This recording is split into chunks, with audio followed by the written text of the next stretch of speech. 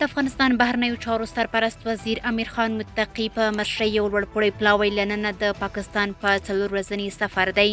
د پاکستان د بهرنیو چارو وزارت پرون د می 4 په بیان کې ویلي دي چې په پلاوي کې د اسلامي امارت د سوداګرۍ او صنایعو چارو سرپرست وزیر حاجي نورالدین عزیزي او د بهرنیو چارو سوداګرۍ او ترانسپورتي چارو د وزارتونو نور چارواکي هم شامل دي.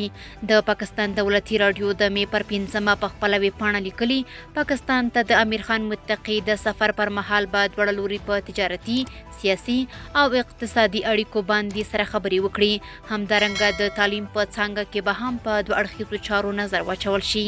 د افغانستان د بهرنیو چارو وزارت د ویاند مرستیال حافظ ضیا احمد تکل بیګا د می 4 رسنیو ته وویل دواړه خواوې د سوداګرۍ او سیاسي اړیکو په ګډون پر سیمه ییزو چارو هم غږیږي. حامد کرزی هیواد کې د ثبات د ټینګښت لپاره د ملي خبرو اترو پیل اړین دی.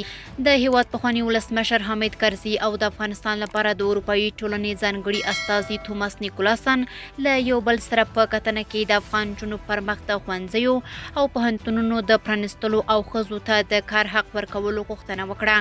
د حامد کرزي له دفتر څخه په یوه خپره شوې خبرپاڼه کې راغلي چې د کتنه کې دوی په افغانستان کې د تلپاتې سولې او ثبات لپاره ملي ډیالوګ اړین وباله او پخوانی ولسمشر حامد کرزي له افغانانو سره د اروپایي ټولنې له مرستو مننه کړې ده.